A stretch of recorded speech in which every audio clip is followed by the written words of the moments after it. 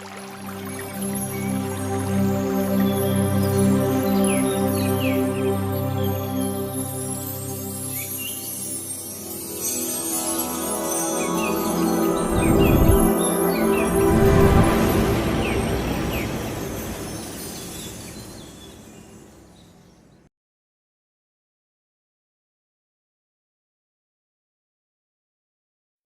Hello guys, welcome to our YouTube channel और मैं हूं आपका होस्ट। और आज हम बात करने वाले हैं बॉलीवुड की दोस्तों दमदार मूवी की। जी हाँ दोस्तों, आज हम बात करें द फेबल्समैन की। ये जो मूवी है 10 फरवरी 2023 को रिलीज की गई थी। इस मूवी को एम्बलिन एंटरटेनमेंट और रिलायंस एंटरटेनमेंट के प्रोडक्शन हाउस में बनाया गया है। ये मूवी 10 फरवरी 2023 को रिलीज कर दी गई थी, जो कि फुल ऑफ ड्रामा से भरपूर है। बात करें इसके प्रोड्यूसर की तो क्रिस्टे मैकोस्को क्रीगर और स्टेवन स्पीलबर्ग और टोनी कुशलनेर इसके प्रोड्यूसर होने वाले हैं। स्टार कास्ट की बात करें तो गैब्रियल लिबेला और मिशेल विल्सम्स, पॉल डानो, जूलिया बटर्स, केली, सोफिया मेट्रो, सेट रोगेन जैसे कास्ट आपको इस मूवी में देखने को मिलने वाले हैं। बैकग्राउंड म्यूजिक की बात करें तो टेरेंस बेलेनचार्ड जो है इसके बैकग्राउंड म्यूजिक देने वाले हैं। और कॉस्ट्यूम डिजाइनर की बात करें तो गैरेस फिलिप्स ने कॉस्ट्यूम डिजाइन की है। दोस्तों, ये जो मूवी है काफी ज्यादा अच्छी मूवी होने वाली है। म्यूजिक डायरेक्टर की बात करें तो टेरेंस बेलेंचर्ड ने म्यूजिक डायरेक्ट किया है और ये जो मूवी है आपको इंग्लिश लैंग्वेज में ही देखने को मिलने वाली है। डायरेक्टर की बात करें तो स्टीवन स्पीलबर्ग ने ही इसकी स्टोरी को डायरेक्ट किया है। एडिटर की बात करें तो मिशेल खैन और शार्प ब्रोसर इसके एडिटर होने वाले हैं। और सिनेमाटोग्राफर की बात करें तो जेनुस कामिंस्की जो इसके सिनेमाग्राफर है। स्क्रीन प्ले दोस्तों स्टेवन स्पीलबर्ग और टोनी कुशानर का होने वाला है। शूटिंग लोकेशन जो है इसकी यूनाइटेड स्टेट है। यूनाइटेड स्टेट में इस मूवी को शूट किया गया है। साउंड जो है ग्रे रेडस्टोन ने दिया है। प्रोडक्शन डिजाइनर की बात करें तो रिक कार्टर जो है इसके प्रोडक्शन डिजाइनर होने वाले हैं। और दोस्तों एग्जीक्यूटिव प्रोड्यूसर की बात करें तो जॉस मैकलेगनर और कार्ले रियाज इसके एग्जीक्यूटिव प्रोड्यूसर होने वाले हैं। तो दोस्तों चलते हैं, बात करते हैं इसकी स्टोरी की कि इसकी स्टोरी में आपको ऐसा क्या देखने को मिलने वाला है। द फेबल्समैन 1950 के दशक में एक महत्वाकांक्षी फिल्म निर्माता की आने वाली उम्र की कहानी है। सैम फेबल्समैन अपनी माँ मिट्जी, पिता बर्ट और बहनों रिनेजी, रिजेना और नताली और लिसा के साथ न्यूयॉर्क जर्सी यूएस में रहता है। बर्ट एक कंप्यूटर इंजीनियर है और वह अपने सबसे अच्छे दोस्त डैनी के साथ काम करता है। मित्सी एक विशेषज्ञ पायनो वादक है, लेकिन उसे अपने बच्चों को पालने के लिए इसे छोड़ना पड़ा। एक दिन एक बहुत छोटे मैस को उसका परिवार the greatest show on earth देखने के लिए एक मूवी थिएटर में ले जाता है। सैम उस दृश्य को देखकर दंग रह जाता है, जहाँ एक ट्रेन एक कार को टक्कर मारती है और फिर दूसरी ट्रेन से टकरा जाती है। हनुक्का के लिए मैस एक मिनीएचर ट्रेन सेट मंगाता है, जैसा उन्होंने फिल्म में देखा था। वह अपनी छोटी ट्रेन को टॉय कार से टकरा देता है। बर्ट निराश है, लेकिन मित्सी उसके ऐसा करने का कारण समझती है। उसके पास एक वीडियो कैमरा है और मित्सी उसे संघर्ष का वीडियो बनाने के लिए कहती है। मैं सुझाव लेता है और जल्द ही वह नियमित रूप से फिल्म बनाना शुरू कर देता है। पेबल्समैन तब फिनिक्स चले जाते हैं क्योंकि बर्ट और एरिजोना शहर में बेहतर नौकरी मिल जाती है। सैम बड़ा होता है और जब वह फिल्मों की शूटिंग करता है तो परिवार उसकी मदद करता है। बर्ट इसे एक विशेष शौक के रूप में देखता है, लेकिन सैम इस बात पर अड़ा है कि वह फिल्म निर्माण में अपना करियर बनाना चाहता है। बर्ट का तर्क है कि ऐसा करना व्यर्थ है, क्योंकि उनके अनुसार यह किसी भी तरह से किसी की मदद नहीं करेगा और व्यक्ति को ऐसा काम करना चाहिए जो समाज के लिए उपयोगी हो। जब सैम अपने पिता की असहमति से जूझ रहा होता है, उसे एक और झटका लगता है जब उसे पता चलता है कि उसकी माँ बर्ट को धोखा दे रही है। आगे क्या होता है, बाकी फिल्म बनती है। स्टीवन स्पीलबर्ग और टोनी कुशनर की कहानी अर्ध आत्मकथात्मक है। स्टीवन स्पीलबर्ग और टोनी कुशनर की पटकथा अच्छी तरह से लिखी गई है और कुछ भावनात्मक रूप से मजबूत दृश्यों से परिपूर्ण है। ऐसे कई दृश्यों में लेखकों ने जिस तरह हास्य डाला है, वह प्रतिभा की निशानी है। स्टीवन स्पीलबर्ग और टोनी कुशनर के संवादात्मक और तीखे हैं। स्टीवन स्पीलबर्ग का निर्देशन अद्भुत है। फिल्म एक ऐसी शख्स की कहानी के रूप में सामने आ सकती है जो फिल्में बनाना चाहता है, लेकिन अनिवार्य रूप से यह एक परिवार और पिछले कुछ वर्षों में उनके उतार-चढ़ाव के बारे में है। और यही वहाँ से जो फ्लैशबैक मैन को बहुत प्रासंगिक और भरोसेमंद बनाता है। कई दृश्य यादगार हैं, जैसे सैम अपनी फिल्म में एक नकली दृश्य को सुधारता है। सैम अंकल बोरिस से मिलता है। शिविर में मित्सी का मृत्यु, सैम और उसकी माँ के कटराव के बारे में सच्चाई का पता चलता है और उसके बाद का दृश्य आदि। वह दृश्य जहाँ सैम और मोनिका प्रार्थना करते हैं, प्रतिकूलित करने वाला है और घर को नीचे ले आएगा। चरमोत्कच, प्रत्याशित और आक्रामक है, लेकिन एक अच्छा समापन बनता है। दूसरी तरफ फिल्म 152 मिनट से थोड़ी लंबी है। हालांकि यह उबाऊ नहीं है। कुछ दर्शक शिकायत कर सकते हैं क्योंकि यह सामान्यतः मनोरंजकता नहीं है। कुछ घटनाक्रमों को ठीक से समझाया या चित्रित नहीं किया गया है, जैसे टेलीविजन में लिए मित्सी का पियानो शूट या बर्ट द्वारा सैम को उसकी मां पर एक फिल्म के लिए द्वितीय विश्व युद्ध की फिल्म की शूटिंग स्थगित करने के लिए कहने के बाद क्या हुआ। अंत में फिल्म ने भारत में देरी से रिलीज देखी है और चूंकि यह एक विशिष्ट प्रकार की फिल्म है, इसलिए इसका बॉक्स ऑफिस पर बहुत बड़ा प्रदर्शन नहीं होगा। प्रदर्शनों की बात करें तो ग्रेमियल लोबेले मुख्य भाग में उत्कृष्ट हैं और जिस तरह से वह भावनात्मक दृश्यों में भावुक होते हैं, वह देखने लायक है। युवा सैमी की भूमिका निभाने वाले मत्तेओ जोरियान, फ्रांसिस डेफोर्ड का भी विशेष उल्लेखन किया जाना चाहिए। मिशेल विलियम्सन बेहद यादगार हैं और उचित रूप से ऑस्कर नामांकन के हकदार हैं। पॉल डानो अपनी भूमिका को बखूबी निभाते हैं। सेठ जोसन सभ्य हैं, लेकिन उस दृश्य में धमाल मचा देते हैं जहां वह सैम को एक कैमरा उपहार देता है। जुड हेंस ने 100 मिनट से कम समय के लिए वहां रहने के बावजूद शो चुरा लिया। सैम रेचनर ठीक है, लेकिन वह प्रोम सीन में चकमाता है। चल्लो ईस्ट मोनिका प्यारी हैं। ऑक्स फैगली और भाई बहन की भूमिका निभाने वाले अभिनेता निष्पक्ष हैं। जॉन विलियमसन का संगीत उपयुक्त है। जेनिसिस कामिंस्की की छायांकन शानदार और रचनात्मक है। फिल्म के सबसे यादगार दृश्यों में से एक बाउंडर के दौरान चलती शॉपिंग कार्ट का है। रिक कार्टर का प्रोडक्शन डिजाइनर बीते युग की याद दिलाता है। मार्क ब्रिजेस की वेशभूषा पर भी यही बात लागू होती है। कार्रवाई यथार्थवादी है।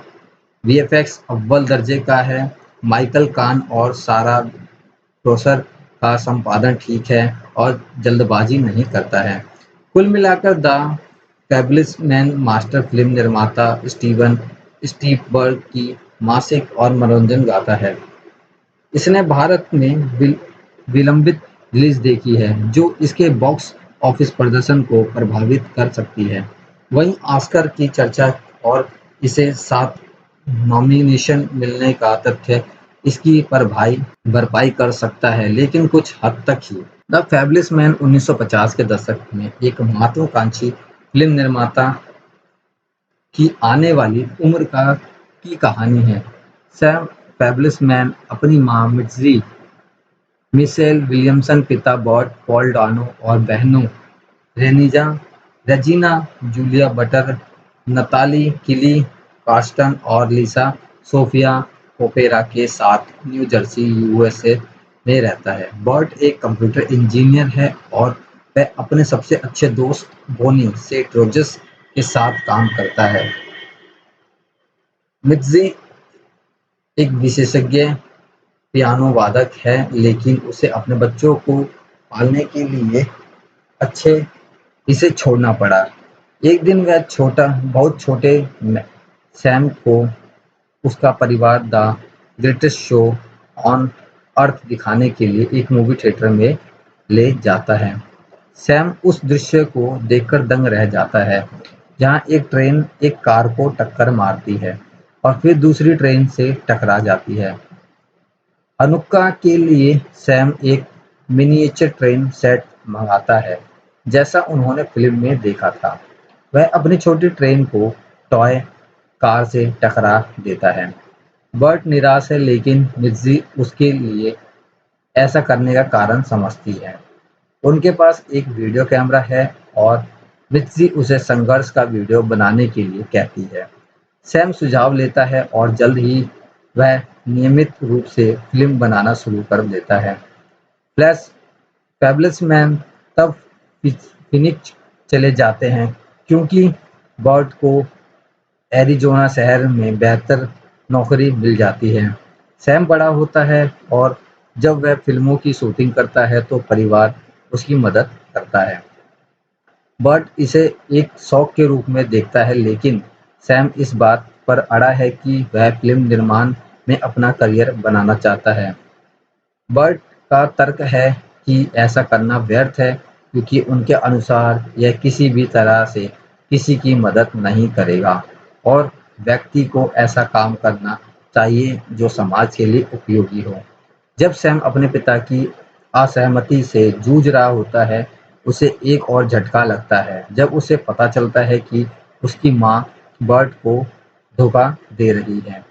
आगे क्या होता है, बाकी फिल्म बनती है। स्टीवन स्टी स्टीलबर्ग और टोनी कुशनर की कहानी अर्थ आत्मकथात्मक है। स्टीवन स्टीलबर्ग और टोनी कुशनर की पटकथा अच्छी तरह से लिखी गई है और कुछ भावनात्मक रूप से मजबूत दृश्यों से परिपूर्ण है। ऐसे कई दृश्यों में लेखकों ने जिस तरह हास्य डाला है और प्रतिभा भी निराशी है। स्टीवन स्पीलबर्ग और टोनी कुशनर के संवाद संभावनात्मक और तीखे हैं। स्टीवन स्पीलबर्ग का निर्देशन अद्भुत है। फिल्म एक ऐसी शख्स की कहानी के रूप में सामने आ सकती है जो फिल्में बनाना चाहता है, लेकिन अनिवार्य रूप से यह एक परिवार और पिछले कुछ वर्षों में उनके उतार-चढ़ाव के बारे में है। और यही वहाँ से जो फ्लैश फैबुलस मैन को बहुत प्रासंगिक और भरोसेमंद बनाता है। कई दृश्य यादगार हैं, जैसे सैम अपनी फिल्म में एक नकली दृश्य को सुधारता है। सैम अंकल बोरिस से मिलता है। शिविर में मित्जी का नृत्य सैम को उसकी मां सैम और उसकी मां के टकराव के बारे में सच्चाई का पता चलता है और उसके बाद का दृश्य आदि। वह दृश्य जहां सैम और मोनिका प्रार्थना करते हैं प्रफुल्लित करने वाला है और घर को नीचे ले आएगा। चरमोत्सव अप्रत्याशित और आकस्मिक है, लेकिन एक अच्छा समापन बनाता है। दूसरी तरफ फिल्म 152 मिनट से थोड़ी लंबी है।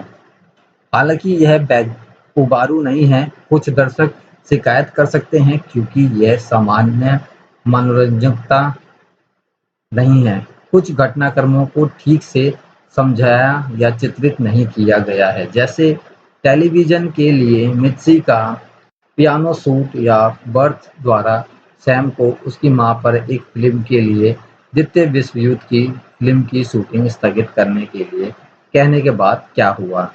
अंत में फिल्म ने भारत में देरी से रिलीज देखी है और चूंकि यहाँ यह एक विशिष्ट प्रकार की फिल्म है, इसलिए इसका बॉक्स ऑफिस पर बहुत बड़ा प्रदर्शन नहीं होगा। प्रदर्शनों की बात करें तो गैब्रियल लाबेले मुख्य भाग में उत्कृष्ट हैं और जिस तरह से वह भावनात्मक दृश्यों में भावुक होते हैं, यह देखने लायक है। युवा सैमी की भूमिका निभाने वाले मतेओ जोरियान फ्रांसिस डेफोर्ड का भी विशेष उल्लेख किया जाना चाहिए। मिशेल विलियम्सन बेहद यादगार हैं और उचित रूप से ऑस्कर नामांकन के हकदार हैं। पॉल डानो अपनी भूमिका को बखूबी निभाते हैं।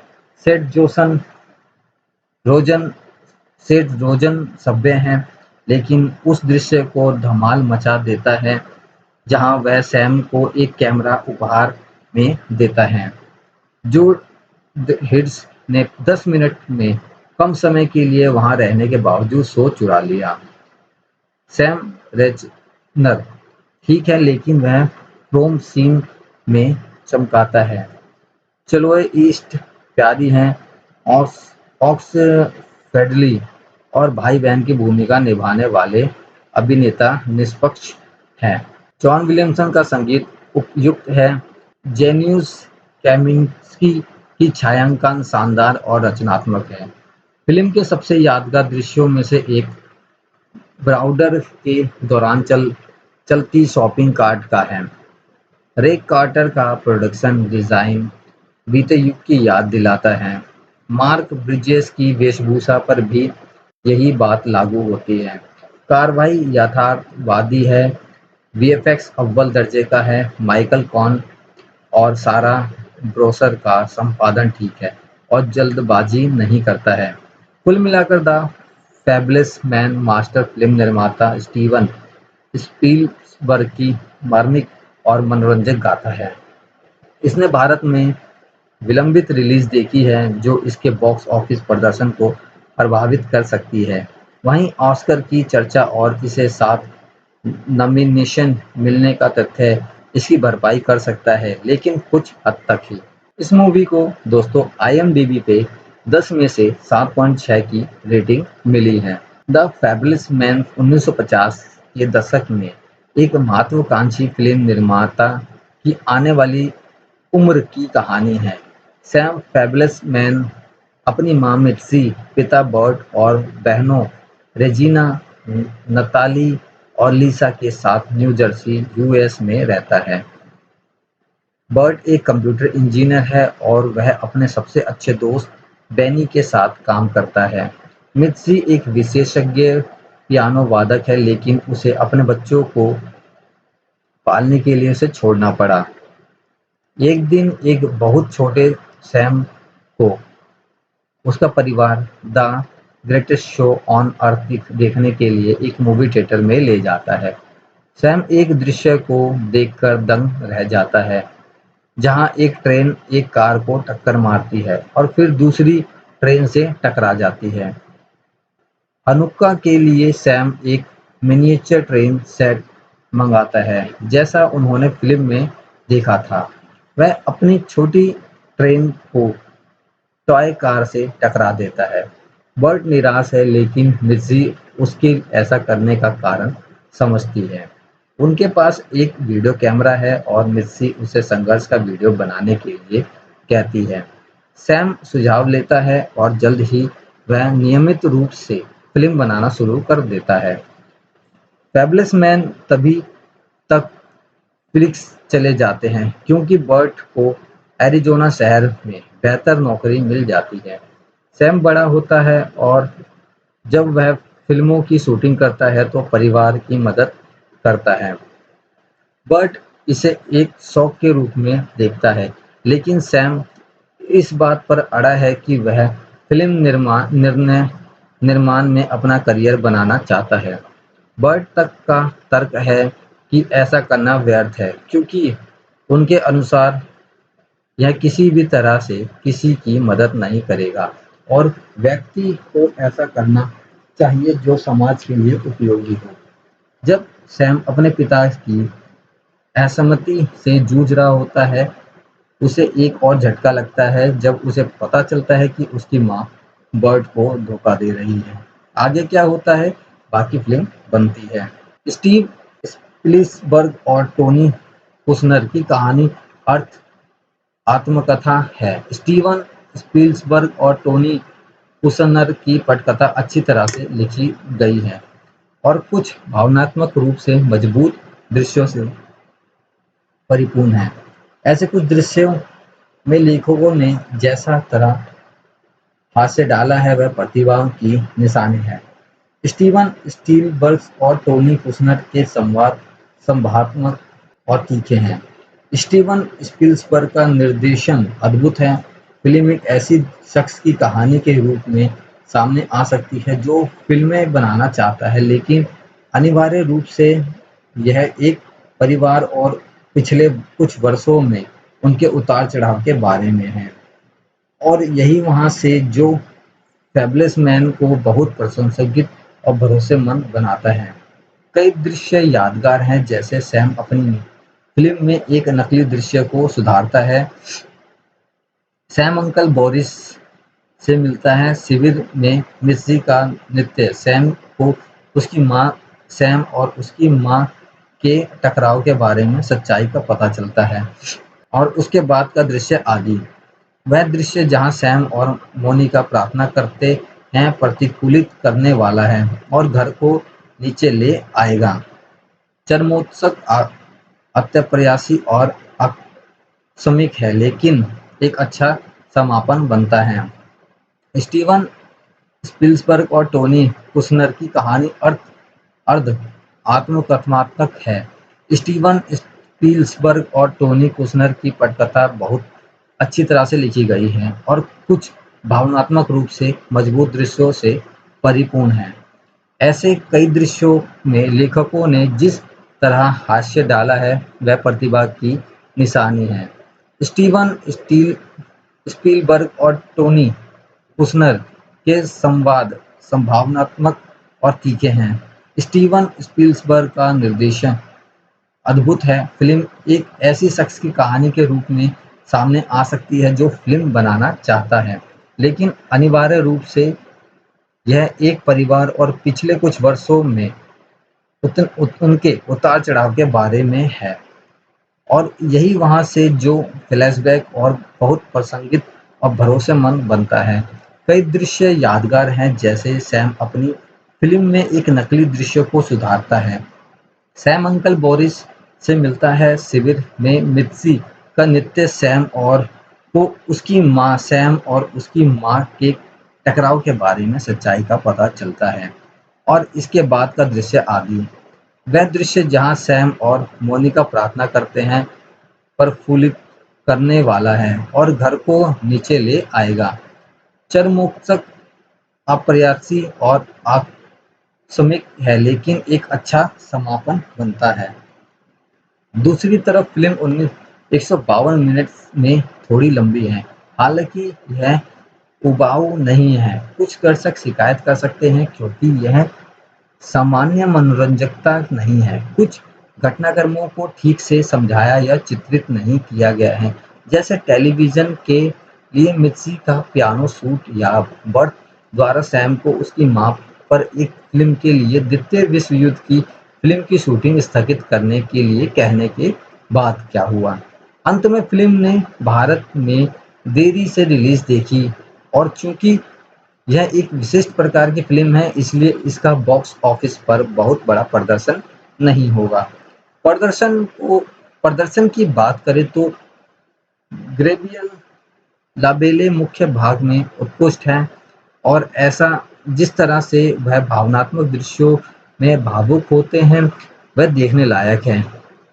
युवा सैमी की भूमिका निभाने वाले मतेओ जोरियान फ्रांसिस डेफोर्ड का भी विशेष उल्लेखन किया जाना चाहिए। मिशेल विलियम्सन बेहद यादगार हैं और उचित रूप से ऑस्कर नामांकन के हकदार हैं। पॉल डानो अपनी भूमिका को बखूबी निभाते हैं। सेठ जो रोजन सभ्य हैं, लेकिन उस दृश्य को धमाल मचा देता है जहां वह सैम को एक कैमरा उपहार में देता है। गुड हैंसी ने 10 मिनट में कम समय के लिए वहां रहने के बावजूद शो चुरा लिया। सैम रेंचनर ठीक है, लेकिन वह प्रोम सीन में चमकता है। चलोर ईस्ट प्यारी है। ओक्सफेलेडी और भाई बहन की भूमिका निभाने वाले अभिनेता निष्पक्ष हैं। जॉन विलियमसन का संगीत उत्कृष्ट है। जैनुअर्स काम्स्की की छायांकन शानदार और रचनात्मक है। फिल्म के सबसे यादगार दृश्यों में से एक बैकग्राउंड के दौरान चलती शॉपिंग कार्ट का है। रिक कास्टनर कार्टर का प्रोडक्शन डिजाइन बीते युग की याद दिलाता है। मार्क ब्रिजेस की वेशभूषा पर भी यही बात लागू होती है। कार्रवाई यथार्थवादी है। वीएफएक्स अव्वल दर्जे का है। माइकल कान और सारा बोसर का संपादन ठीक है और जल्दबाजी नहीं करता है। कुल मिलाकर the fabulous man's master film निर्माता स्पीलबर्ग की मार्मिक और मनोरंजक गाथा है। इसने भारत में विलंबित रिलीज देखी है, जो इसके बॉक्स ऑफिस प्रदर्शन को प्रभावित कर सकती है। वहीं ऑस्कर की चर्चा और इस 7 नॉमिनेशन मिलने का तथ्य इसकी भरपाई कर सकता है, लेकिन कुछ हद तक ही। जॉन विलियमसन का संगीत उपयुक्त है। जेनरुस कामिंस्की की छायांकन शानदार और रचनात्मक है। फिल्म के सबसे यादगार दृश्यों में से एक बैकग्राउंड के दौरान चलती शॉपिंग कार्ट का है। रिक कार्टर का प्रोडक्शन डिजाइन बीते युग की याद दिलाता है। मार्क ब्रिजेस की वेशभूषा पर भी यही बात लागू होती है। कार्रवाई यथार्थवादी है। वीएफएक्स अव्वल दर्जे का है।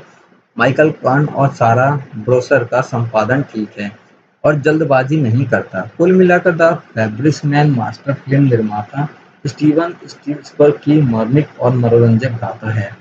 इसने भारत में विलंबित रिलीज देखी है, जो इसे बॉक्स ऑफिस प्रदर्शन को प्रभावित कर सकती है। वहीं ऑस्कर की चर्चा और इसे 7 नॉमिनेशन मिलने का तथ्य इसकी भरपाई कर सकता है, लेकिन कुछ हद तक ही। तो hello guys, welcome to our YouTube channel. और आज हम बात करने वाले हैं फर्जी मूवी की। जी हम दोस्तों, ये जो मूवी है 10 फरवरी 2023 को रिलीज की गई थी, जिसमें आपको शाहिद कपूर, विजय सेतुपति और राशिद खन्ना जो है एक लीड रोल में देखने को मिली। बात करें इस मूवी के प्रोडक्शन हाउस की, कि ये मूवी जो है कौन से प्रोडक्शन हाउस में बनाई गई है, तो दोस्तों D2R फिल्म्स प्राइवेट लिमिटेड के प्रोडक्शन हाउस में इस मूवी को बनाया गया था। इस मूवी को आप कौन कौन सी लैंग्वेज में देख सकते हैं और ये मूवी कब रिलीज हुई और अभी आप कहाँ पे इस मूवी को देख सकते हैं, ये सारी जानकारी हम इस वीडियो में आपको देने वाले हैं। ये जो मूवी है दोस्तों, फुल ऑफ क्राइम और थ्रिलर से भरी हुई है, जो कि 10 फरवरी 2023 में रिलीज की गई थी। आप इस मूवी को अमेज़न प्राइम पे आराम से देख सकते हैं। अमेज़न प्राइम की ऑफिशियल वेबसाइट पे जाकर के आप इस मूवी को देख सकते हैं। IMDb में इस मूवी को 10 में से 8.4 की रेटिंग मिली है। स्टार कास्ट की बात करें तो इसमें आपको शाहिद कपूर, विजय सेतुपति, राशिद खन्ना, के मैनन, रेगीना, जाकिर हुसैन, भुवन अरोरा, कुबरा साइद, अमोल पालेकर और अन्य कास्ट देखने को मिल जाएंगे। राइटर की बात करें तो सीता मेनन और सुमन कुमार जो है इसके राइटर होने वाले हैं। इन्होंने इसकी स्टोरी को लिखा है। कॉस्ट्यूम डिजाइनर की बात करें तो दोस्तों अनिस जैन ने इस मूवी के कॉस्ट्यूम को डिजाइन किया है। और बात करें इसके म्यूजिक डायरेक्टर की तो सचिन सांघवी, जिगर सरैया और तनिष्क बागची जो हैं इसके म्यूजिक डायरेक्टर होने वाले हैं। इस मूवी को आप दोस्तों फुल ऑफ हिंदी लैंग्वेज में देख सकते हैं अमेज़न प्राइम की वेबसाइट पर जाकर के। डायरेक्टर की बात करें तो राज निधि मोरऊ और कृष्णा डीके जो है इसके डायरेक्टर होने वाले हैं। लिरिकिस्ट की बात करें तो राघव मैथले और जिगर सरैया और प्रिया सरैया और तनिष्क बागची जो है इसके लिरिकिस्ट होने वाले हैं। एडिटर की बात करें तो सुमित कोतेन इसके एडिटर हैं और इस मूवी को दोस्तों इंडिया में ही शूट किया गया है। प्रोडक्शन डिजाइनर और एक्शन डायरेक्टर की बात करें तो दोस्तों प्रचित पारिकर जो है इसके प्रोडक्शन डिजाइनर होने वाले हैं और अजीज गुलाब एक्शन डायरेक्टर होने वाले हैं। प्लेबैक सिंगर की बात करें, किसके सिंगर की आवाज़ आपको इस मूवी या सीरीज में आपको देखने को मिलने वाली है, तो राघव मेकले, अनुमिता नदीसेन, विशाल ददलानी, मेलोडी, जिगर सरैया, सचिन सांगवी और सबा आज़ाद की आवाज़ आपको इस मूवी में, इस सीरीज में आपको सुनने को मिलने वाली है। तो चलिए बात करते हैं इसकी स्टोरी की, कि इसकी स्टोरी में आपको ऐसा क्या देखने को मिलने वाला है जिसे देख करके आप काफ़ी ज़्यादा खुश होने वाले हैं। फर्जी एक ठग कलाकार और एक नेता अधिकारी के बीच चूहे बिल्ली की कहानी है। सन्नी एक कलाकार और पेंटर हैं। उनकी विशेष प्रतिभा 5 मिनट के भीतर लोगों के चित्र बनाना और किसी भी पेंटिंग को त्रुटिपूर्ण रूप से कॉपी करने की क्षमता है। वह एक कैफे में अपनी पेंटिंग बेचता है, लेकिन ग्राहकों से सौदेबाजी और उसकी प्रतिभा का सामना करने से तंग आ गया है। वह अपने नाना माधव गंगाधर के साथ रहता है, जो क्रांति पत्रिका नाम से एक अखबार चलाता है। जब वह 6 साल के थे तब उनकी माँ की मृत्यु हो गई, जबकि उनके पिता, जो भारी कर्ज में डूबे हुए थे, ने उन्हें छोड़ दिया, भाग गए और सनी के युवा होने पर अपना जीवन समाप्त कर लिया। सनी एक रेलवे प्लेटफॉर्म पर बच गया, जहां माधव के मिलने से पहले उसने फिरोज, एक साथी अनाथ से दोस्ती की और फिरोज को भी गोद ले लिया। सनी अन्याय को डेट कर सनी अनन्या को डेट कर रहे हैं। वह एक अमीर परिवार से ताल्लुक रखती है और एक बात से नफरत करती है कि सनी एक निम्न वर्ग का है। सनी इसे महसूस कर सकती है, हालांकि वह इसके बारे में कभी बात नहीं करती है। इस बीच रतनलाल और उसका बेटा अरशदवाद आशीर्वाद, जिसने माधव को पैसे उधार दिए थे, उसे कर्ज चुकाने के लिए सिर्फ 1 महीने का समय देता है। माधव पर एक बड़ी राशि बकाया है और उसे पता है कि वह इतने कम समय में कभी भी भुगतान नहीं कर पाएगा, इसलिए वह क्रांति पत्रिका को बंद करने और अपनी पेंटिंग प्रेस को बंद करने की तैयारी करता है। सनी को पता है कि उसके दादाजी के लिए अखबार कितना मायने रखता है। वह पैसे जुटाने के लिए तरह तरह के जतन करता है, लेकिन उनकी कोशिश बेकार साबित होती है। यह तब होती है जब उसे नकली मुद्रा प्रकाशित करने का विचार आता है। अपनी प्रतिभा की बदौलत वह रुपए की सटीक प्रतिक्रिया बनाने में सक्षम है। 500 का नोट। फिर वह आवश्यक सामग्री ढूंढता है और रात में गुप्त रूप से माधव की पेंटिंग प्रेस का उपयोग करके वह और फिरोज नोटिस प्रकाशित करते हैं। परीक्षण और त्रुटि के माध्यम से वे अत्यंत एक नोट के साथ आने में सक्षम होते हैं, जो किसी को भी मूर्ख बन सकता है। अपने अच्छे दोस्त अनीस और उसके परिचित स्केच मांझा के माध्यम से वे लकड़ावाला से मिलते हैं, जो उन्हें नोट खरीदने और उन्हें अच्छी कीमत देने के लिए सहमत होता है। अर्जित धन के माध्यम से वे रतनलाल का ऋण चुकाने और प्रेस को बचाने में सक्षम हैं। इस बीच माइकल वेदनायकम एक नेक अधिकारी है, जो पूरी भावना से मानता है कि नकली नोट के खतरे को हमेशा के लिए खत्म कर देना चाहिए। वित्त मंत्री पवन गहलोत के साथ अपनी सहयोग के माध्यम से वह अपनी खुद की टास्क फोर्स बनाने में सक्षम है, जो विशेष रूप से इस कारण के लिए समर्पित है। वह आरबीआई की मेघा व्यास को सूचीबद्ध करता है, क्योंकि वह उनके आविष्कार से प्रभावित है। सिटी 600 नामक एक चिप जो आसानी से नकली नोट पर तुरंत पता लगा सकती है। हालांकि माइकल और उसकी टास्क फोर्स का लक्ष्य सनी नहीं, बल्कि उसकी मुद्रा नेटवर्क में सबसे बड़े खिलाड़ी मंसूर दलाल है। आगे क्या होता है, बाकी वेब सीरीज बनती है। आप इसको मूवी भी कह सकते हैं, वेब सीरीज भी कह सकते हैं। राज निधि मुरु, कृष्णा डीके, सीता आर मेनन और सुमन कुमार की कहानी शानदार है और इसमें एक मनोरंजक से सभी गुण हैं। राज निधि मोरू, कृष्ण डीके सीता और मेनन और सुमन कुमार की पटकथा मनोरंजक होने के साथ साथ समझने में आसान है। श्रृंखला कई मजेदार और रोमांचकारी दृश्यों से भरपूर है जो रुचि को बनाए रखते हैं। हालांकि गति एक समय समस्या है और कुछ कथनात्मक बिंदुओं को पचाना मुश्किल है। हुसैन दलाल के संवाद शो के सबसे अच्छे हिस्से में से एक है। विशेष रूप से माइकल और वित्त मंत्री के बीच के संवाद बहुत मजेदार हैं। इसके अलावा मध्य वर्ग और कर्ज पर सनी का डायलॉग हिट करने के साथ साथ प्रफुल्लता करने वाला है और वायरल हो सकता है। राज निधि मोरू और कृष्ण डीके का निर्देशन हमेशा की तरह प्रभावी है। सादगी ही इनकी सबसे बड़ी ताकत है। हालांकि श्रृंखला नकली मुद्रा सीमा पार, आतंकवाद, गुप्त संचालन आदि के बारे में बोलती है। यह कभी भी भारी या भ्रमित करने वाली नहीं होती है। साथ ही वह दर्शकों को भी स्पून फीड कराने का प्रयास नहीं करती है। उदाहरण के लिए किसी को यह देखना होगा कि कैसे उन्होंने सही नकली नोट बनाने की कला को इस हद तक समझाया है या लोगों को इसे घर पर आजमाने के लिए प्रेरित कर सकता है। इसके अलावा इसके उनके पास एक खास तरह का सेंस ऑफ ह्यूमर है जो दर्शकों के साथ बड़े समय तक काम करता है। उस तरह का मजा यह बहुत अधिक मौजूद है और समरम मनोरंजन भागफूल से जुड़ता है। फिलोसफाई पर शो में कमियों का भी हिस्सा है। राजडीके की आखिरी आउटिंग द फैमिली मैन है जिसमें एक बेच मेकर सेट किया गया है। इसकी सफलता ने फर्जी से उम्मीद भी बढ़ा दी है। उस संबंध में फर्जी मनोरंजक वाजपेयी स्टारर के साथ तक नहीं पहुंचती है। श्रृंखला कई बार कछुआ गति से चलती है। 8 एपिसोड के बजाय बेहतर प्रभाव के लिए आदर्श रूप से अधिक 6 एपिसोड लंबा होना चाहिए था।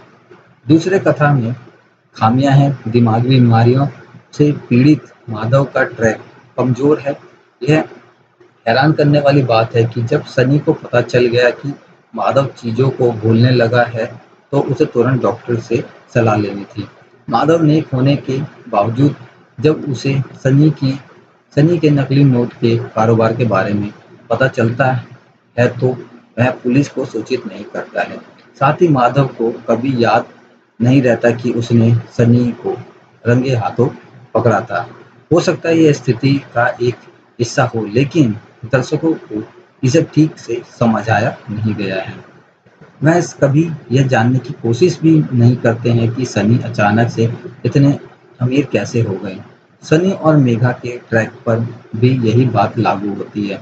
सनी के कई दिनों तक अनुपलब्ध रहने के बावजूद मेघा को शायद ही शक होता है और यह अविश्वसनीय है।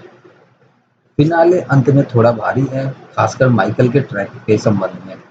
फर्जी की शुरुआत दिलचस्प अंदाज में होती है।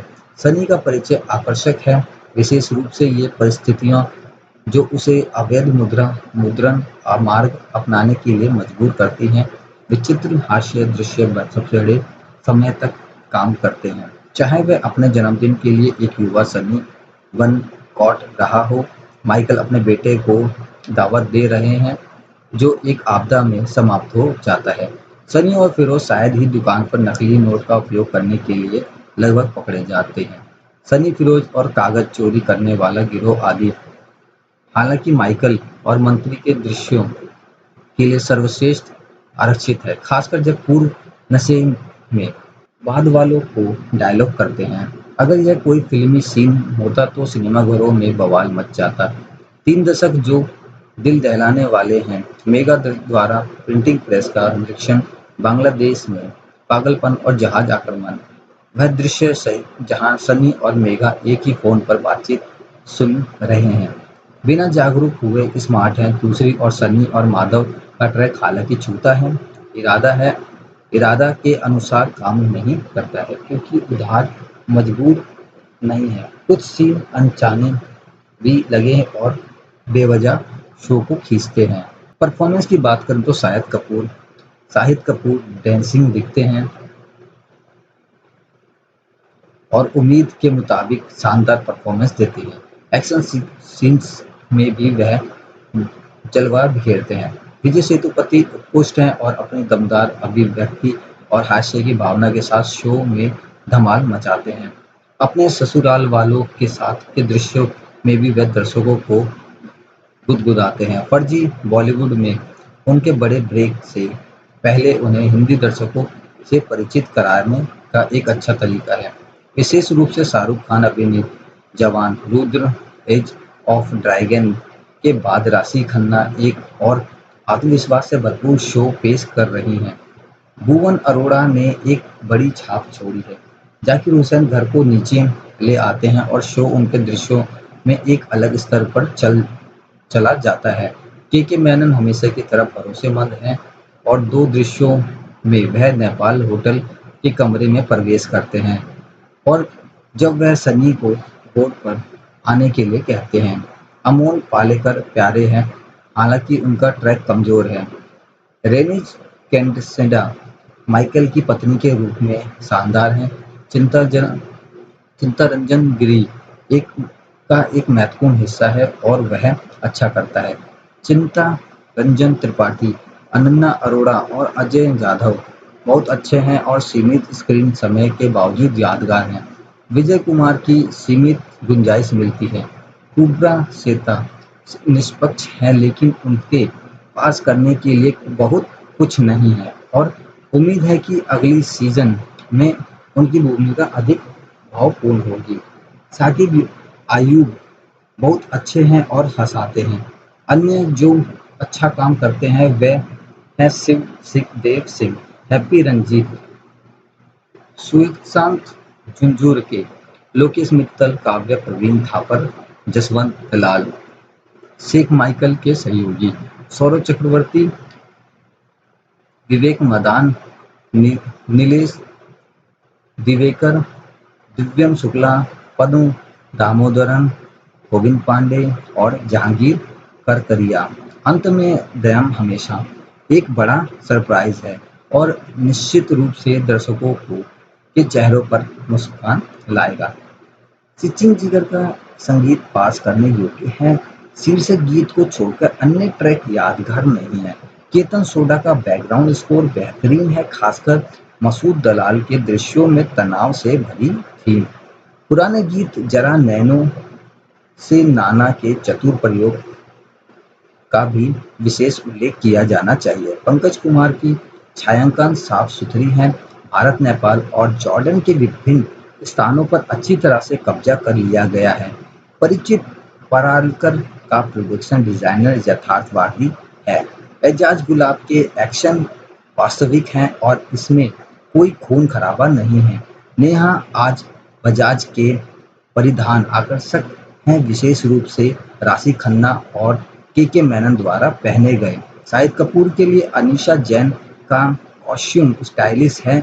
वीएफएक्स प्रभावशाली है। शुरुआती क्रेडिट्स में एनिमेशन का उपयोग विशेष मानकों से मेल खाता है। सुमित कोटियान का संपादन और अच्छा हो सकता था। कुल मिलाकर फर्जी शाहिद कपूर और विजय सेतुपति के प्रदर्शन के साथ सोने पर सुहागा वाली एक मजेदार और रोमांचकारी सीरीज है। हालांकि स्क्रिप्ट में लंबाई और कुछ खामियों के कारण प्रभावित होता है और इसलिए यह राज डीके के पिछले आउटिंग द फैमिली मैन के स्तर पर नहीं पहुंच पाता है। तो hello guys, welcome to our YouTube channel और आज हम बात करने वाले हैं फर्जी मूवी की। जी हाँ दोस्तों, ये जो मूवी है 10 फरवरी 2023 को रिलीज की गई थी, जिसमें आपको शाहिद कपूर, विजय सेतुपति और राशिद खन्ना जो है एक लीड रोल में देखने को मिली। बात करें इस मूवी के प्रोडक्शन हाउस की कि ये मूवी जो है कौन से प्रोडक्शन हाउस में बनाई गई है, तो दोस्तों D2R फिल्म्स प्राइवेट लिमिटेड के प्रोडक्शन हाउस में इस मूवी को बनाया गया था। इस मूवी को आप कौन कौन सी लैंग्वेज में देख सकते हैं और ये मूवी कब रिलीज हुई और अभी आप कहाँ पे इस मूवी को देख सकते हैं, ये सारी जानकारी हम इस वीडियो में आपको देने वाले हैं। ये जो मूवी है दोस्तों फुल ऑफ क्राइम और थ्रिलर से भरी हुई है, जो कि 10 फरवरी 2023 में रिलीज की गई थी। आप इस मूवी को अमेज़न प्राइम पे आराम से देख सकते हैं। अमेज़न प्राइम की ऑफिशियल वेबसाइट पे जाकर के आप इस मूवी को देख सकते हैं। आईएमडीबी में इस मूवी को 10 में से 8.4 की रेटिंग मिली है। स्टार कास्ट की बात करें तो इसमें आपको शाहिद कपूर, विजय सेतुपति, राशिद खन्ना, के मेनन, रेगीना, जाकिर हुसैन, भुवन अरोरा, कुबरा साइद, अमोल पालेकर और अन्य कास्ट देखने को मिल जाएंगे। राइटर की बात करें तो सीता मेनन और सुमन कुमार जो हैं इसके राइटर होने वाले हैं। इन्होंने इसकी स्टोरी को लिखा है। कॉस्ट्यूम डिजाइनर की बात करें तो दोस्तों अनीस जैन ने इस मूवी के कॉस्ट्यूम को डिजाइन किया है। और बात करें इसके म्यूजिक डायरेक्टर की तो सचिन सांघवी, जिगर सरैया और तनिष्क बागची जो हैं इसके म्यूजिक डायरेक्टर होने वाले हैं। इस मूवी को आप दोस्तों फुल ऑफ हिंदी लैंग्वेज में देख सकते हैं अमेज़न प्राइम की वेबसाइट पे जाकर के। डायरेक्टर की बात करें तो राज निधि मोरऊ और कृष्णा डीके जो हैं इसके डायरेक्टर होने वाले हैं। लिरिकिस्ट की बात करें तो राघव मैथले और जिगर सरैया और प्रिया सरैया और तनिष्क बागची जो हैं इसके लिरिकिस्ट होने वाले हैं। एडिटर की बात करें तो सुमित कोतेन इसके एडिटर हैं और इस मूवी को दोस्तों इंडिया में ही शूट किया गया है। प्रोडक्शन डिजाइनर और एक्शन डायरेक्टर की बात करें तो दोस्तों प्राचित पारिकर जो है इसके प्रोडक्शन डिजाइनर होने वाले हैं और अजीज गुलाब एक्शन डायरेक्टर होने वाले हैं। प्लेबैक सिंगर की बात करें किसके सिंगर की आवाज आपको इस मूवी या सीरीज में आपको देखने को मिलने वाली है तो राघव मैथले, अनुमिता नदीसेन, विशाल ददलानी, मेलोडी, जिगर सरैया, सचिन सांघवी और सबा आजाद की आवाज आपको इस मूवी में, इस सीरीज में आपको सुनने को मिलने वाली है। तो चलिए बात करते हैं इसकी स्टोरी की कि इसकी स्टोरी में आपको ऐसा क्या देखने को मिलने वाला है जिसे देख करके आप काफी ज्यादा खुश होने वाले हैं। फर्जी एक ठग कलाकार और एक नेता अधिकारी के बीच चूहे बिल्ली की कहानी है। सन्नी एक कलाकार और पेंटर हैं। उनकी विशेष प्रतिभा 5 मिनट के भीतर लोगों के चित्र बनाना और किसी भी पेंटिंग को त्रुटिपूर्ण रूप से कॉपी करने की क्षमता है। वह एक कैफे में अपनी पेंटिंग बेचता है लेकिन ग्राहकों से सौदेबाजी और उसकी प्रतिभा का सामना करने से तंग आ गया है। वह अपने नाना माधव गंगाधर के साथ रहता है जो क्रांति पत्रिका नाम से एक अखबार चलाता है। जब वह 6 साल के थे तब उनकी मां की मृत्यु हो गई जबकि उनके पिता जो भारी कर्ज में डूबे हुए थे ने उन्हें छोड़ दिया, भाग गए और सनी के युवा होने पर अपना जीवन समाप्त कर लिया। सनी एक रेलवे प्लेटफॉर्म पर बच गया जहां माधव के मिलने से पहले उसने फिरोज एक साथी अनाथ से दोस्ती की और फिरोज को भी गोद ले लिया। सनी अन्याय को डेट कर सन्नी अनन्या को डेट कर रहे हैं। वह एक अमीर परिवार से ताल्लुक रखती है और एक बात से नफरत करती है कि सनी एक निम्न वर्ग का है। सनी इसे महसूस कर सकती है, हालांकि वह इसके बारे में कभी बात नहीं करती है। इस बीच रतन लाल और उसका बेटा अरशदवाद आशीर्वाद, जिसने माधव को पैसे उधार दिए थे, उसे कर्ज चुकाने के लिए सिर्फ 1 महीने का समय देता है। माधव पर एक बड़ी राशि बकाया है और उसे पता है कि वह इतने कम समय में कभी भी भुगतान नहीं कर पाएगा, इसलिए वह क्रांति पत्रिका को बंद करने और अपनी प्रिंटिंग प्रेस को बंद करने की तैयारी करता है। सनी को पता है कि उसके दादाजी के लिए अखबार कितना मायने रखता है। वह पैसे जुटाने के लिए तरह तरह के जतन करता है लेकिन उनकी कोशिश बेकार साबित होती है। यह तब होती है जब उसे नकली मुद्रा प्रकाशित करने का विचार आता है। अपनी प्रतिभा की बदौलत वह रुपए की सटीक प्रतिक्रिया बनाने में सक्षम है। 500 का नोट फिर वह आवश्यक सामग्री ढूंढता है और रात में गुप्त रूप से माधव की पेंटिंग प्रेस का उपयोग करके वह और फिरोज नोटिस प्रकाशित करते हैं। परीक्षण और त्रुटि के माध्यम से वे अत्यंत एक नोट के साथ आने में सक्षम होते हैं जो किसी को भी मूर्ख बन सकता है। अपने अच्छे दोस्त अनीस और उसके परिचित स्केच मांझा के माध्यम से वे लकड़ावाला से मिलते हैं जो उन्हें नोट खरीदने और उन्हें अच्छी कीमत देने के लिए सहमत होता है। अर्जित धन के माध्यम से वे रतनलाल का ऋण चुकाने और प्रेस को बचाने में सक्षम हैं। इस बीच माइकल वेदनायकम एक नेक अधिकारी है जो पूरी भावना से मानता है कि नकली नोट के खतरे को हमेशा के लिए खत्म कर देना चाहिए। वित्त मंत्री पवन गहलोत के साथ अपनी सहयोग के माध्यम से वह अपनी खुद की टास्क फोर्स बनाने में सक्षम है जो विशेष रूप से इस कारण के लिए समर्पित है। वह आरबीआई की मेघा व्यास को सूचीबद्ध करता है क्योंकि वह उनके आविष्कार से प्रभावित है। सिटी 600 नामक एक चिप जो आसानी से नकली नोट पर तुरंत पता लगा सकती है। हालांकि माइकल और उसकी टास्क फोर्स का लक्ष्य सनी नहीं बल्कि उसकी मुद्रा नेटवर्क में सबसे बड़े खिलाड़ी मंसूर दलाल है। आगे क्या होता है बाकी वेब सीरीज बनती है। आप इसको मूवी भी कह सकते हैं, वेब सीरीज भी कह सकते हैं। राज निधि मोरू, कृष्णा डीके, सीता आर मेनन और सुमन कुमार की कहानी शानदार है और इसमें एक मनोरंजक से सभी गुण हैं। राज निधि मोरू, कृष्ण डीके, सीता और मेनन और सुमन कुमार की पटकथा मनोरंजक होने के साथ साथ समझने में आसान है। श्रृंखला कई मजेदार और रोमांचकारी दृश्यों से भरपूर है जो रुचि को बनाए रखते हैं। हालांकि गति एक समय समस्या है और कुछ कथनात्मक बिंदुओं को पचाना मुश्किल है। हुसैन दलाल के संवाद शो के सबसे अच्छे हिस्से में से एक है। विशेष रूप से माइकल और वित्त मंत्री के बीच के संवाद बहुत मजेदार हैं।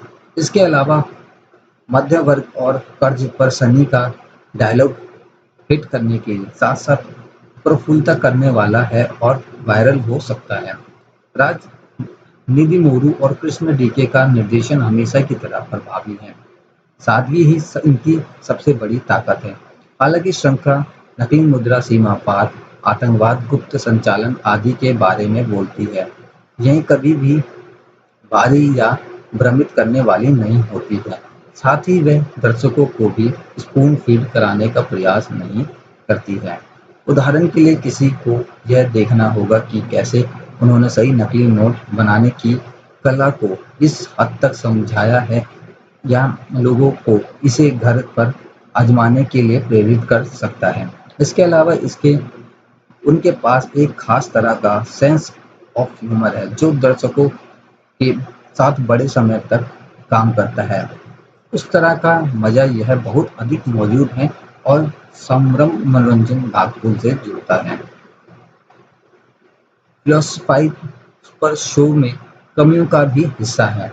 राज डीके की आखिरी आउटिंग द फैमिली मैन है जिसमें एक बेच मेकर सेट किया गया है। इसकी सफलता ने फर्जी से उम्मीद भी बढ़ा दी है।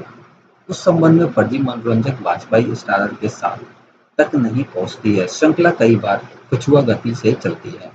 8 एपिसोड के बजाय बेहतर प्रभाव के लिए आदर्श रूप से इसे अधिक से अधिक 6 एपिसोड लंबा होना चाहिए था। दूसरे कथा में खामियां हैं। दिमागी बीमारियों से पीड़ित माधव का ट्रैक कमजोर है। यह हैरान करने वाली बात है कि जब सनी को पता चल गया कि माधव चीजों को भूलने लगा है तो उसे तुरंत डॉक्टर से सलाह लेनी थी। माधव नेक होने के बावजूद जब उसे सनी के नकली नोट के कारोबार के बारे में पता चलता है तो वह पुलिस को सूचित नहीं करता है। साथ ही माधव को कभी याद नहीं रहता कि उसने सनी को रंगे हाथों पकड़ा था। हो सकता है यह स्थिति का एक हिस्सा हो लेकिन दर्शकों को इसे ठीक से समझाया नहीं गया है। वह कभी यह जानने की कोशिश भी नहीं करते हैं कि सनी अचानक से इतने अमीर कैसे हो गए। सनी और मेघा के ट्रैक पर भी यही बात लागू होती है। सनी के कई दिनों तक अनुपलब्ध रहने के बावजूद मेघा को शायद ही शक होता है और यह अविश्वसनीय है। फिनाले अंत में थोड़ा भारी है, खासकर माइकल के ट्रैक के संबंध में। फर्जी की शुरुआत दिलचस्प अंदाज में होती है। सनी का परिचय आकर्षक है। विशेष रूप से ये परिस्थितियां जो उसे अवैध मुद्रण मार्ग अपनाने के लिए मजबूर करती हैं। विचित्र हास्य दृश्य सबसे बड़े समय तक काम करते हैं, चाहे वह अपने जन्मदिन के लिए एक युवा सनी वन कॉट रहा हो, माइकल अपने बेटे को दावत दे रहे हैं जो एक आपदा में समाप्त हो जाता है। सनी और फिरोज शायद ही दुकान पर नकली नोट का उपयोग करने के लिए लगभग पकड़े जाते हैं। सनी, फिरोज और कागज चोरी करने वाला गिरोह आदि। हालांकि माइकल और मंत्री के दृश्यों के लिए सर्वश्रेष्ठ आरक्षित है, खासकर जब पूर्व नशे में बाद वालों को डायलॉग करते हैं। अगर यह कोई फिल्मी सीन होता तो सिनेमाघरों में बवाल मच जाता। 3 दशक जो दिल दहलाने वाले हैं। मेगा द्वारा प्रिंटिंग प्रेस का निरीक्षण, बांग्लादेश में पागलपन और जहाज आक्रमण। वह दृश्य सही जहां सनी और मेगा एक ही फोन पर बातचीत सुन रहे हैं, बिना जागरूक हुए स्मार्ट हैं। दूसरी ओर सनी और माधव का ट्रैक हालांकि छूता है, इरादा के अनुसार काम नहीं करता है क्योंकि उधार मजबूर नहीं है। कुछ सीन अनचाने भी लगे हैं और बेवजह शो को खींचते हैं। परफॉर्मेंस की बात करें तो शाहिद कपूर डांसिंग दिखते हैं और उम्मीद के मुताबिक शानदार परफॉर्मेंस देती है। एक्शन सीन्स में भी वह जलवा बिखेरते हैं। विजय सेतुपति उत्कृष्ट हैं और अपनी दमदार अभिव्यक्ति और हास्य की भावना के साथ शो में धमाल मचाते हैं। अपने ससुराल वालों के साथ के दृश्यों में भी वह दर्शकों को गुदगुदाते हैं। फर्जी बॉलीवुड में उनके बड़े ब्रेक से पहले उन्हें हिंदी दर्शकों से परिचित कराने का एक अच्छा तरीका है। विशेष रूप से शाहरुख खान अभिनीत जवान, रुद्र, एज ऑफ ड्रैगन के बाद राशि खन्ना एक और आत्मविश्वास से भरपूर शो पेश कर रही हैं। भुवन अरोड़ा ने एक बड़ी छाप छोड़ी है। जाकिर हुसैन घर को नीचे ले आते हैं और शो उनके दृश्यों में एक अलग स्तर पर चला जाता है। के मेनन हमेशा की तरह भरोसेमंद हैं और 2 दृश्यों में वह नेपाल होटल के कमरे में प्रवेश करते हैं और जब वह सनी को बोर्ड पर आने के लिए कहते हैं। अमोल पालेकर प्यारे हैं, हालांकि उनका ट्रैक कमजोर है। रेनिज कैंडसेडा माइकल की पत्नी के रूप में शानदार हैं। चित्तरंजन गिरी एक का एक महत्वपूर्ण हिस्सा है और वह अच्छा करता है। चिंता रंजन त्रिपाठी, अनन्या अरोड़ा और अजय जाधव बहुत अच्छे हैं और सीमित स्क्रीन समय के बावजूद यादगार हैं। विजय कुमार की सीमित गुंजाइश मिलती है। कुब्रा सेता निष्पक्ष हैं लेकिन उनके पास करने के लिए बहुत कुछ नहीं है और उम्मीद है कि अगली सीजन में उनकी भूमिका अधिक भावपूर्ण होगी। साकिब आयूब बहुत अच्छे हैं और हंसाते हैं। अन्य जो अच्छा काम करते हैं वे हैं देव सिंह, हैप्पी रंजीत, सुशांत झुंझुर के, लोकेश मित्तल, काव्य प्रवीण थापर, जसवंत दलाल, शेख माइकल के सहयोगी, सौरभ चक्रवर्ती, विवेक मदान, नीलेश दिवेकर, दिव्यम शुक्ला, पद्म दामोदरन, गोविंद पांडे और जहांगीर करकरिया। अंत में दयम हमेशा एक बड़ा सरप्राइज है और निश्चित रूप से दर्शकों के चेहरों पर मुस्कान लाएगा। सचिन जिगर का संगीत पास करने योग्य है। शीर्षक गीत को छोड़कर अन्य ट्रैक यादगार नहीं है। केतन सोडा का बैकग्राउंड स्कोर बेहतरीन है, खासकर मसूद दलाल के दृश्यों में तनाव से भरी थी। पुराने गीत जरा नैनो से नाना के चतुर प्रयोग का भी विशेष उल्लेख किया जाना चाहिए। पंकज कुमार की छायांकन साफ सुथरी है। भारत, नेपाल और जॉर्डन के विभिन्न स्थानों पर अच्छी तरह से कब्जा कर लिया गया है। परिचित परालकर का प्रोडक्शन डिजाइनर यथार्थवादी है। एजाज गुलाब के एक्शन वास्तविक हैं और इसमें कोई खून खराबा नहीं है। नेहा आज बजाज के परिधान आकर्षक हैं, विशेष रूप से राशि खन्ना और के मेनन द्वारा पहने गए। शाहिद कपूर के लिए अनीशा जैन का कॉस्ट्यूम स्टाइलिश है, वीएफएक्स प्रभावशाली है। शुरुआती क्रेडिट्स में एनिमेशन का उपयोग विशेष मानकों से सेल मेल खाता है। सुमित कोटियान का संपादन और अच्छा हो सकता था। कुल मिलाकर फर्जी शाहिद कपूर और विजय सेतुपति के प्रदर्शन के साथ सोने पर सुहागा वाली एक मजेदार और रोमांचकारी सीरीज है। हालांकि स्क्रिप्ट में लंबाई और कुछ खामियों के कारण प्रभावित होता है और इसलिए यह राज डीके के पिछले आउटिंग द फैमिली मैन के स्तर पर नहीं पहुंच पाता है। तो hello guys, welcome to our YouTube channel. और आज हम बात करने वाले हैं फर्जी मूवी की। जी हम दोस्तों, ये जो मूवी है 10 फरवरी 2023 को रिलीज की गई थी, जिसमें आपको शाहिद कपूर, विजय सेतुपति और राशिद खन्ना जो है एक लीड रोल में देखने को मिली। बात करें इस मूवी के प्रोडक्शन हाउस की कि ये मूवी जो है कौन से प्रोडक्शन हाउस में बनाई गई है, तो दोस्तों D2R फिल्म्स प्राइवेट लिमिटेड के प्रोडक्शन हाउस में इस मूवी को बनाया गया था। इस मूवी को आप कौन-कौन सी लैंग्वेज में देख सकते हैं और ये मूवी कब रिलीज़ हुई और अभी आप कहाँ पे इस मूवी को देख सकते हैं, ये सारी जानकारी हम इस वीडियो में आपको देने वाले हैं। ये जो मूवी है दोस्तों, फुल ऑफ क्राइम और थ्रिलर से भरी हुई है, जो कि 10 फरवरी 2023 में रिलीज़ की गई थी। आप इस मूवी को अमेज़न प्राइम पे आराम से देख सकते हैं। अमेज़न प्राइम की ऑफिशियल वेबसाइट पे जाकर के आप इस मूवी को देख सकते हैं। IMDb में इस मूवी को 10 में से 8.4 की रेटिंग मिली है।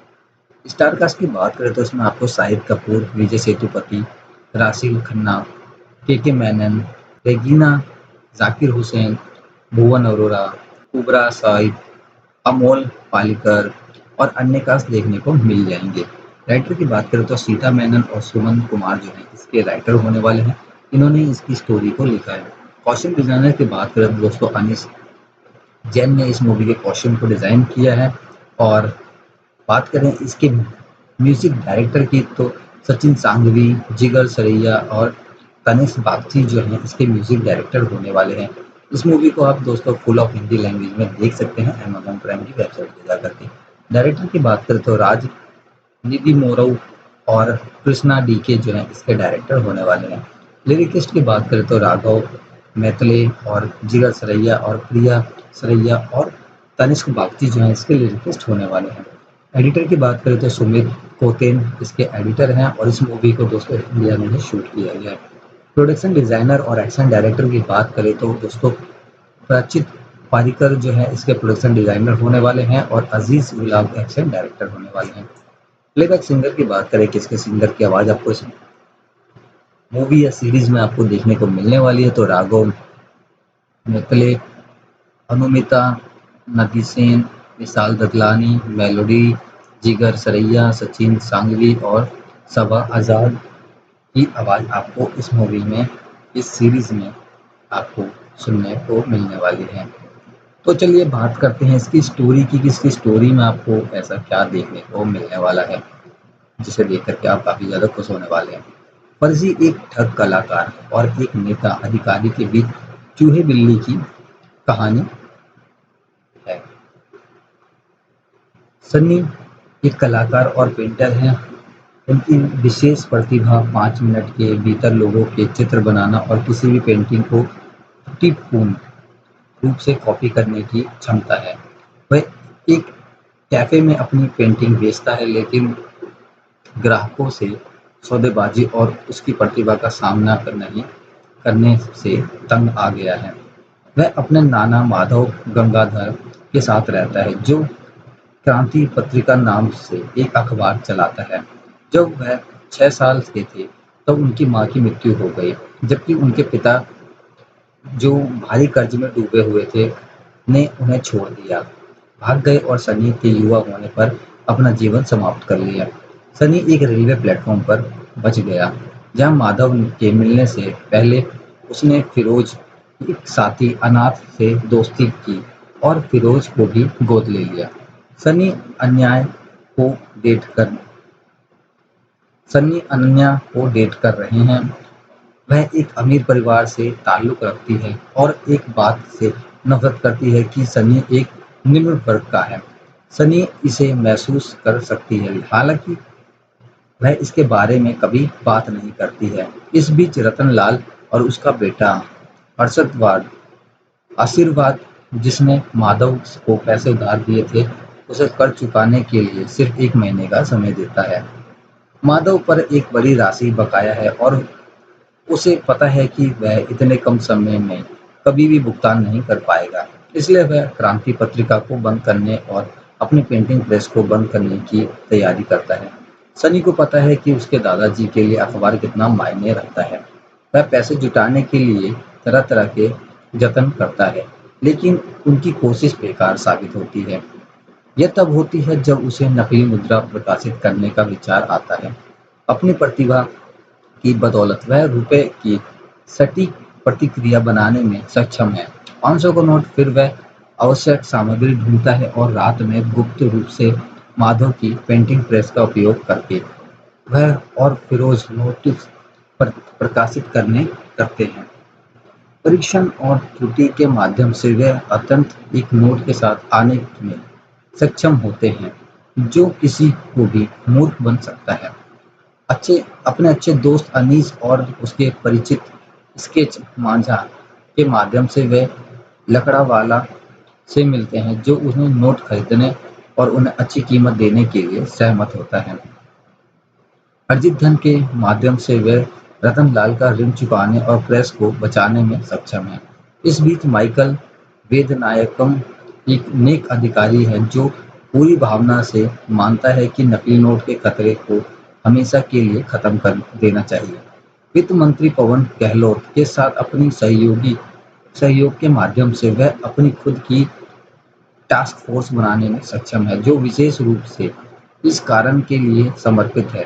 वह आरबीआई की मेघा व्यास को सूचीबद्ध करता है क्योंकि वह उनके आविष्कार से प्रभावित है। सिटी 600 नामक एक चिप जो आसानी से नकली नोट पर तुरंत पता लगा सकती है। हालांकि माइकल और उसकी टास्क फोर्स का लक्ष्य सनी नहीं बल्कि उसकी मुद्रा नेटवर्क में सबसे बड़े खिलाड़ी मंसूर दलाल है। आगे क्या होता है बाकी वेब सीरीज बनती है। आप इसको मूवी भी कह सकते हैं, वेब सीरीज भी कह सकते हैं। राज निधिमुरु, कृष्णा डीके, सीता आर मेनन और सुमन कुमार की कहानी शानदार है और इसमें एक मनोरंजक से सभी गुण हैं। राज निधिमुरु, कृष्ण डीके, सीता और मेनन और सुमन कुमार की पटकथा मनोरंजक होने के साथ साथ समझने में आसान है। श्रृंखला कई मजेदार और रोमांचकारी दृश्यों से भरपूर है जो रुचि को बनाए रखते हैं। हालांकि गति एक समस्या है और कुछ कथनात्मक बिंदुओं को पचाना मुश्किल है। हुसैन दलाल के संवाद शो के सबसे अच्छे हिस्से में से एक है। विशेष रूप से माइकल और वित्त मंत्री के बीच के संवाद बहुत मजेदार हैं। इसके अलावा मध्य वर्ग और कर्ज पर सनी का डायलॉग हिट करने के साथ साथ प्रफुल्लता करने वाला है और वायरल हो सकता है। राज निधिमुरु और कृष्ण डीके का निर्देशन हमेशा की तरह प्रभावी है। सादगी ही इनकी सबसे बड़ी ताकत है। हालांकि श्रृंखला नकली मुद्रा सीमा पार, आतंकवाद, गुप्त संचालन आदि के बारे में बोलती है। यह कभी भी भारी या भ्रमित करने वाली नहीं होती है। साथ ही वह दर्शकों को भी स्पून फीड कराने का प्रयास नहीं करती है। उदाहरण के लिए किसी को यह देखना होगा कि कैसे उन्होंने सही नकली नोट बनाने की कला को इस हद तक समझाया है या लोगों को इसे घर पर आजमाने के लिए प्रेरित कर सकता है। इसके अलावा उनके पास एक खास तरह का सेंस ऑफ ह्यूमर है जो दर्शकों के साथ बड़े समय तक काम करता है। उस तरह का मजा यह बहुत अधिक मौजूद है और समरम मनोरंजन भागफूल से जुड़ता है। फिलोसफाई पर शो में कमियों का भी हिस्सा है। राजनीति की आखिरी आउटिंग द फैमिली मैन है जिसमें एक बेंचमेकर सेट किया है। इसकी सफलता ने फर्जी से उम्मीद भी बढ़ा दी है। उस संबंध में फर्जी मनोरंजक वाजपेयी स्टारर के साथ तक नहीं पहुंचती है। श्रृंखला कई बार कछुआ गति से चलती है। 8 एपिसोड के बजाय बेहतर प्रभाव के लिए आदर्श रूप इसे अधिक से अधिक 6 एपिसोड लंबा होना चाहिए था। दूसरे कथा में खामियां हैं। दिमागी बीमारियों से पीड़ित माधव का ट्रैक कमजोर है। यह हैरान करने वाली बात है कि जब सनी को पता चल गया कि माधव चीजों को भूलने लगा है, तो उसे तुरंत डॉक्टर से सलाह लेनी थी। माधव नेक होने के बावजूद जब उसे सनी के नकली नोट के कारोबार के बारे में पता चलता है, तो वह पुलिस को सूचित नहीं करता है।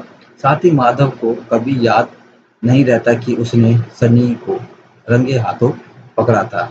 हो सकता है यह स्थिति का एक हिस्सा हो, लेकिन दर्शकों को इसे ठीक से समझाया नहीं गया है। वह कभी यह जानने की कोशिश भी नहीं करते हैं कि सनी अचानक से इतने अमीर कैसे हो गए। सनी और मेघा के ट्रैक पर भी यही बात लागू होती है।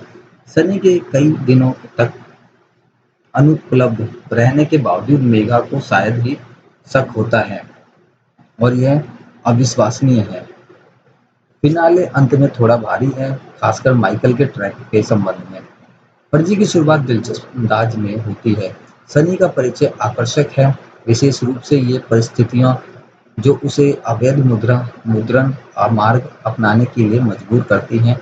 विचित्र हास्य दृश्य सबसे बड़े समय तक काम करते हैं, चाहे वह अपने जन्मदिन के लिए एक युवा सनी वन कॉट रहा हो, माइकल अपने बेटे को दावत दे रहे हैं जो एक आपदा में समाप्त हो जाता है।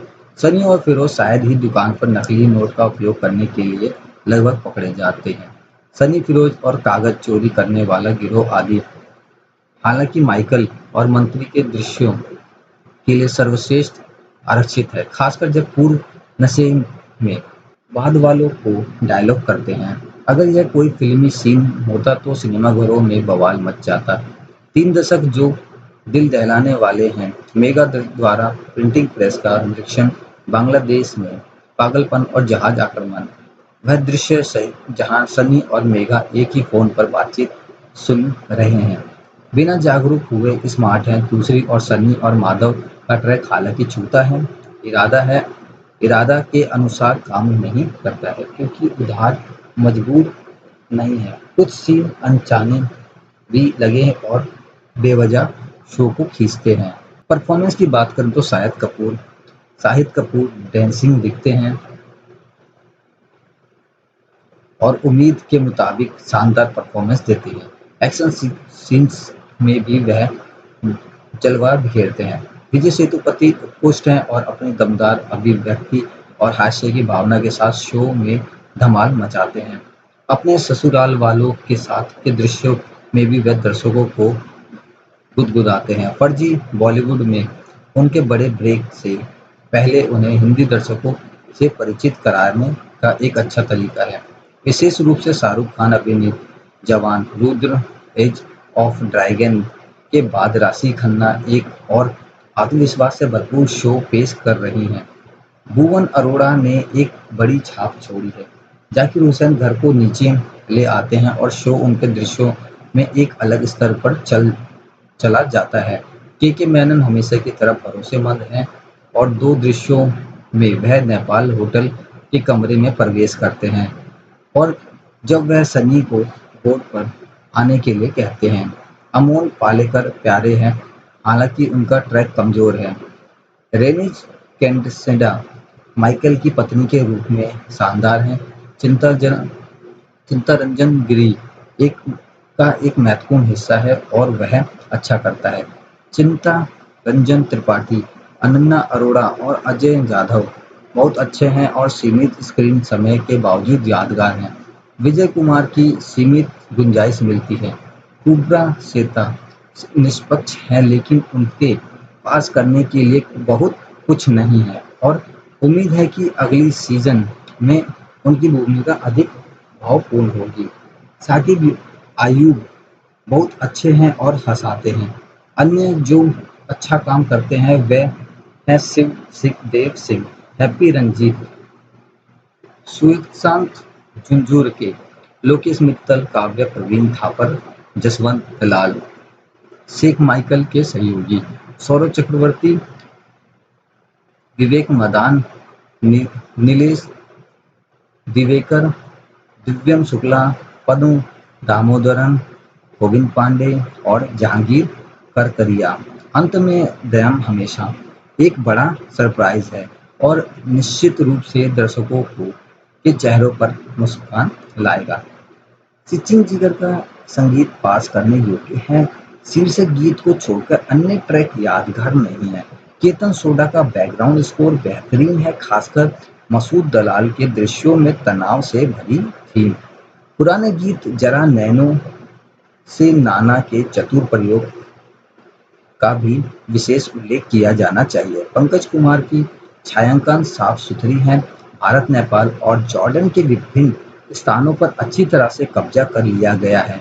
परिचित परालकर का प्रोडक्शन डिजाइनर यथार्थवादी है। एजाज गुलाब के एक्शन वास्तविक हैं और इसमें कोई खून खराबा नहीं है। नेहा आज बजाज के परिधान आकर्षक हैं, विशेष रूप से राशि खन्ना और के मेनन।